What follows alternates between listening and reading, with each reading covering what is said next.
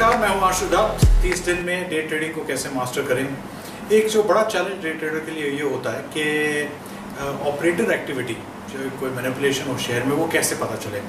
देखिए ऐसा है, कोई शेयर में तो पता चल भी सकती है, कोई शेयर में कभी कभी ऐसा लगता है कि कोई जेन्युइन एक्टिविटी या जेन्युइन रीज़न के लिए स्टॉक ऊपर चल रहा है, मगर हमें ऑपरेटर एक्टिविटी से सबसे ज़्यादा बच के क्यों रहना चाहिए।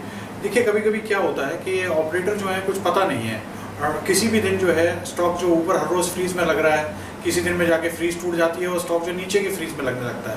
तो ज़्यादातर ये होता है कि आप इन स्टॉक से बाहर नहीं निकल सकते। आपने पोजीशन सही ली हो, एक्यूमुलेशन में हो, मगर आपको ये नहीं पता कि ये एक्यूमुलेशन कब रुक जाएगी। अगर कोई फंडामेंटल रीज़न की वजह से स्टॉक चलता है तो फिर बहुत अच्छी बात है ना। फिर तो ये है कि 10 दिन चलेगा, 20 दिन चलेगा, 40 दिन चलेगा, कोई एक्विजिशन है, कुछ है। मगर अगर कोई रीज़न नहीं है, सिर्फ ऑपरेटर एक्टिविटी है, तो हमें भी नहीं पता कि किस दिन जो है स्टॉक रुकना बंद हो। तो दो चीज़ें आप नोटिस कीजिएगा ऑपरेटर स्टॉक के बारे में। एक ये होता है कि ऑपरेटर अमूमन जो है बड़े स्टॉक में अपना हाथ नहीं डालते क्योंकि उनको कोई कंट्रोल नहीं रहता। तो किस चीज़ में वो हाथ डालते हैं? देखिए, जिस स्टॉक में प्रमोटर या जो एक कंट्रोलिंग आदमी या एक फैमिली जो है 80-90% स्टॉक ओन करती है। आप कहेंगे ये कैसे हो सकता है, 75% तो लिमिट है। हाँ, लिमिट सही है कि 75 से ज़्यादा प्रमोटर ओन नहीं कर सकता, मगर डायरेक्टली इनडायरेक्टली अगर उनके पास कंट्रोल हो तो उतना फ्लोटिंग स्टॉक मार्केट में नहीं होता। आप खुद सोच लीजिए, अगर टोटल 100 शेयर है और 95 शेयर जो हैं एक आदमी के पास हैं, तो अगर वो 5 शेयर भी खरीदना शुरू कर दे तो प्राइस का क्या होगा।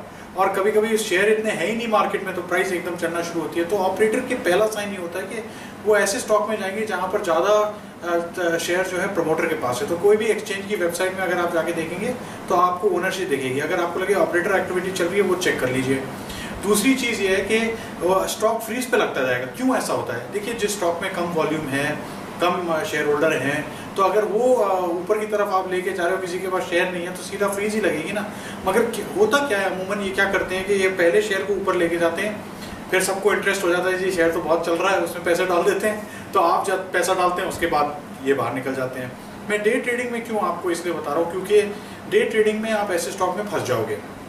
आप खरीदते हो हाईएस्ट लेवल पे, शाम को जाके स्टॉक फ्रीज में पहुंच जाता है। आप बोलते हैं हाँ जी अब क्या करें, फ्रीज में आशु जी मैं कैसे बेचूं, फ्रीज में तो स्टॉक नहीं बिक सकता। तो आप दूसरे दिन वेट करते हो, फिर वो फ्रीज में चला जाता है नीचे की तरफ, फिर आप नहीं बेच सकते।